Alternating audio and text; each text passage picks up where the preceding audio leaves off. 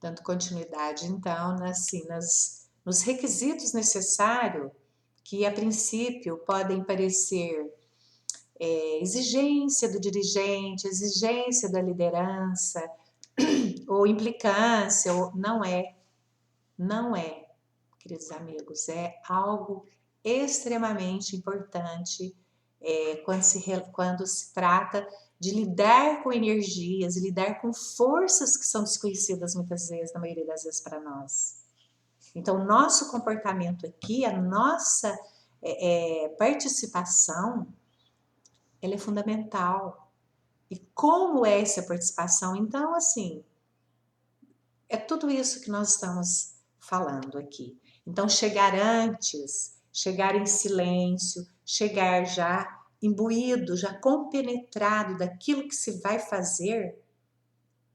Não é entrar de cara feia, de cara emburrada, não cumprimenta ninguém, entendeu? Sisudo. Espiritismo não é pessoas marrentas, pessoas engessadas. Não, é alegria. Nós temos médiuns da alegria. Nós temos médiuns da alegria, que onde ele chega, ele modifica o ambiente. Ele ri, ele é feliz, ele tem uma aura diferente. Não é piadas, não é julgamentos, não é anedotários, não é nada disso. É a presença alegre, feliz. Então, um bom cristão é aquele que leva uma energia salutar onde ele vai. E ela só acontece se estiver inserida, seja proveniente do próprio médium, do próprio comportamento. Então, também, por isso a importância da assiduidade, da pontualidade, desse comprometimento sim. Perguntam-se também sobre iluminação, né? O porquê que é importante uma iluminação normal, a princípio, uma leitura do Evangelho, uma explanação, enfim. A partir daí, diminui-se essa iluminação, não precisa ser no escuro absoluto, imagina, claro que não, mas imagina-se que o espaço destinado a esse trabalho, ele precisa ter uma iluminação moderada. Por quê? Até um pouco menos, porque os nossos olhos físicos, eles captam essa luz, e aí é todo um processo que trabalha a nossa glândula pineal, que nos mantém muito ligados, muito béticos, muito acesos, né, para o externo. Quando diminui um pouco a luz, inclusive recomenda-se dormir no escuro, né, durante a noite, e muitas pessoas adotam esse hábito. Então diminui-se a iluminação para quê? Para que a gente perca um pouco neste momento esses estímulos e a gente consiga manter a mente mais serena, os batimentos cardíacos menos acelerados, né, mais equilibrados. Então, mantém-se, porque aí a gente perde um pouco essa conexão com o externo e voltamos o nosso foco para dentro, para as intuições, para as percepções, com os religares com aquilo que o trabalho vai exigir durante a noite ou durante o trabalho, né, realizado naquele momento.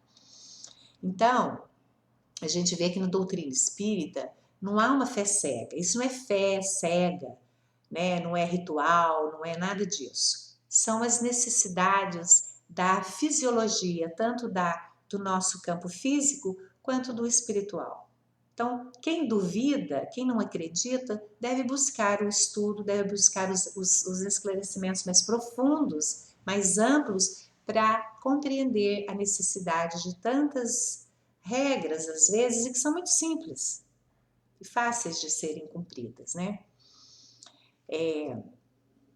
Outra coisa muito importante, na doutrina espírita, então, não há regra, né, não há lugar para fé cega.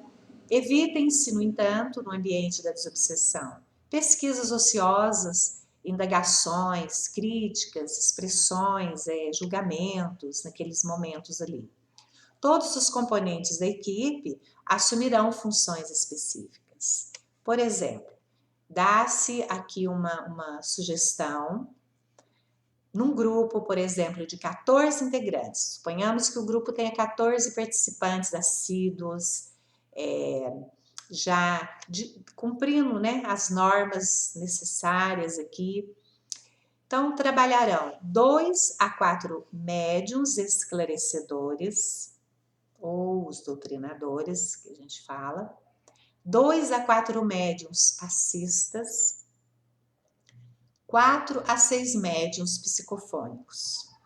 Os médiuns esclarecedores e passistas, além dos deveres específicos que se lhes assinala, servirão ainda na condição de elementos positivos de proteção e segurança para os médiuns psicofônicos, sempre que estes forem mobilizados em serviço.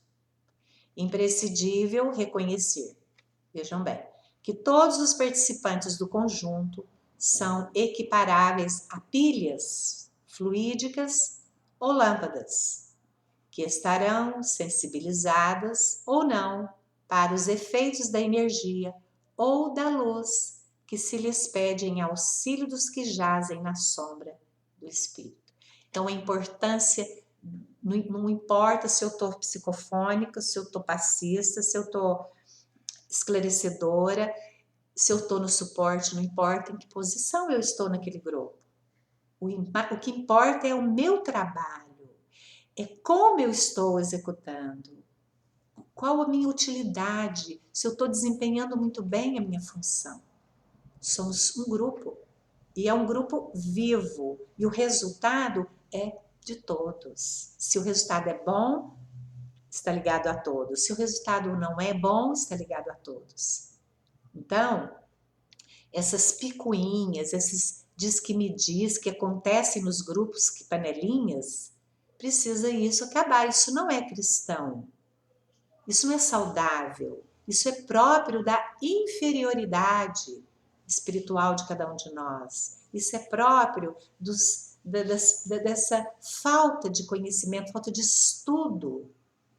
Porque o estudo traz o autoconhecimento.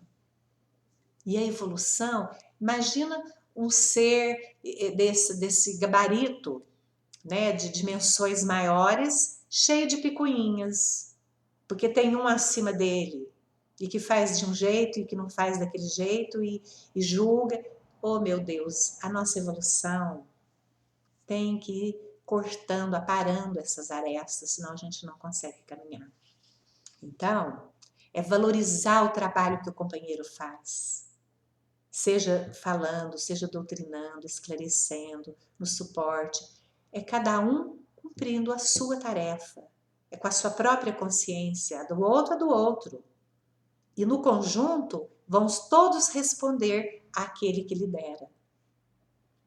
Então, o nosso teor, é imperativo que o teor vibratório elevado dos componentes da reunião seja muito bom, a fim de que os doentes da alma se reaqueçam para o retorno ao equilíbrio e ao discernimento.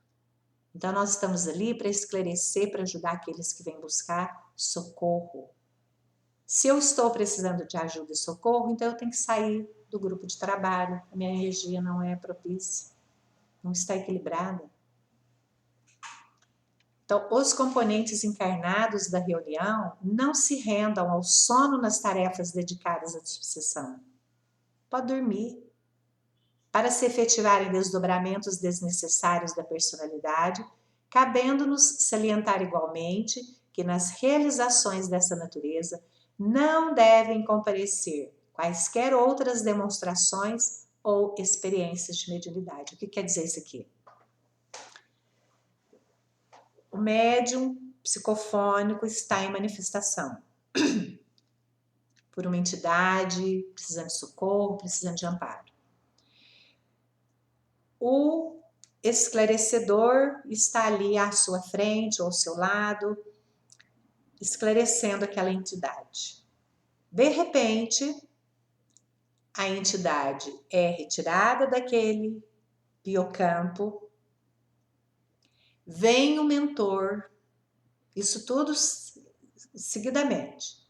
Vem o mentor, Às vezes os mentores vêm para limpar, para tirar aquelas energias deletérias que aquele irmãozinho deixou. Então ele vem em socorro ao seu, né, aquele irmão que ele vem acompanhando no auxílio. Por isso a gente fala mentor, anjo guardião, né, guia, enfim. Rapidamente, aquele que está ali doutrinando, esclarecendo, começa a conversar com esse mentor. De repente está até fazendo consulta. Isso já aconteceu muitas vezes. Fazendo perguntas pessoais, aproveitando da oportunidade, pedindo para olhar alguém em casa, pedindo para olhar alguém que está em algum lugar, né? Ou a si próprio. Então, essas demonstrações ou experiências de mediunidade jamais deve ser abolida. Isso não pode acontecer, ali não é o local.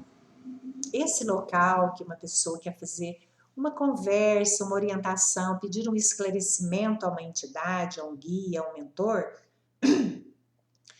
ela pode ser feita em algum outro momento, em algum outro tipo de trabalho específico, não mais durante uma desobsessão. É seríssimo o que se acontece nesse trabalho desobsessivo.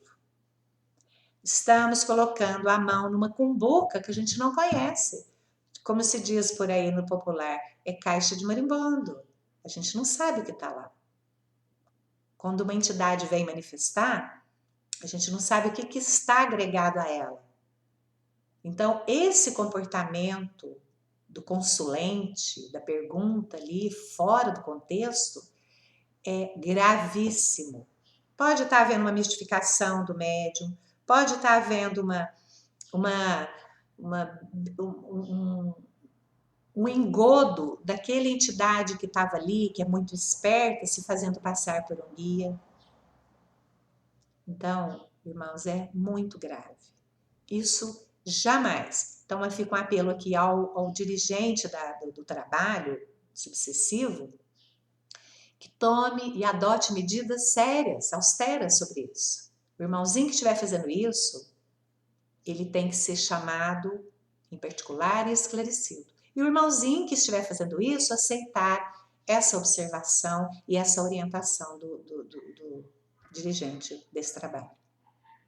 Jamais isso deve acontecer. Pode-se adotar também, muitas pessoas falam da regressão ou progressão da memória, que está ligada especificamente a trabalhos apométricos. Nem sempre. Trabalhos de apometria também não devem ser desenvolvidos numa casa que não é específica de apometria. Apometria é um trabalho seríssimo, maravilhoso, mas ele precisa de aparatos e sustentações específicas para se desenvolver isso. É grave. Mas isso fica para uma outra ocasião. Hoje nós estamos falando da desobsessão, desse comportamento. Então, pode-se adotar regressão e progressão de memória, que está lá nos domínios da mediunidade de André Luiz, não é também em caráter só da apometria, dessa técnica. Por quê? A regressão de memória tem a sua importância, porque o espírito doutrinado, através da regressão, ele relembra uma vida passada em que prejudicou a pessoa contra a qual está ali, se vingando, né, simbioticamente naquele campo. Então ele descobre o motivo daquela mesma pessoa tê-lo prejudicado em outra vida, causando-lhe revolta, vingança, e entende a aplicação da lei da ação e reação e que é necessário praticar o perdão a fim de quebrar aquela cadeia de reações sucessivas, ora um, ora outro. Então, geralmente a regressão é feita através de uma tela mental, onde se vê e se revive essa vida anterior. Ou a progressão da memória, né, que se mostra como um recurso muito eficaz, porque ela apresenta ao espírito que está sendo doutrinado o quanto ele pode sofrer se continuar a seguir aquele caminho. Ele pode ser conduzido para outros orbes, Pode ser um efeito de fazê-lo aí desistir dessa ação infeliz tão prejudicial. Então, são duas técnicas que podem ser utilizadas durante o trabalho de desobsessão. E lembrando aqui o quê? Durante o trabalho, um irmão está manifestando, alguém está esclarecendo, o líder daquele grupo, o dirigente daquele grupo está em perfeita observação, ele não pode se manter alheio a todos aqueles que manifestam, àqueles que estão doutrinando, àqueles que estão dando passe. Ele executa o seu trabalho também. Ele pode manifestar o seu guia no início, para trazer uma informação positiva ali para o grupo. Ele pode se manifestar no final, para fazer algumas pontuações a respeito do trabalho daquela noite.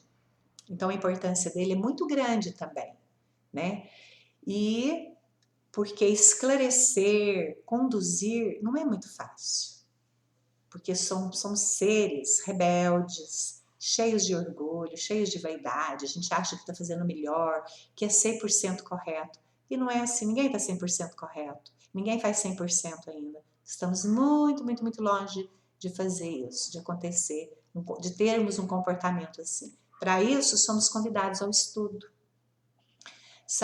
Para isso, somos convidados à prática do estudo, né? Levar para a prática aquilo que estamos aprendendo. Então, se alguém está tendo uma visão, uma intuição de que eu não estou agindo corretamente, vamos levar à pauta da observação e daquele, o que realmente está acontecendo. Se o outro está julgando, por quê? Existe aí uma inveja, existe aí um orgulho, existe aí um julgamento? Ou realmente está acontecendo? Então, olha, é muito sério estarmos num grupo e abrirmos mão dessas observações. Não podemos, temos que estar muito firmes e humildemente aceitarmos aquilo que deve passar pelo crivo das verdades e da observação. E vamos aqui no próximo vídeo, então, para encerrar, né? Mas a gente vai no próximo vídeo falar sobre uma conduta bem, assim, exigida para executarmos esses trabalhos.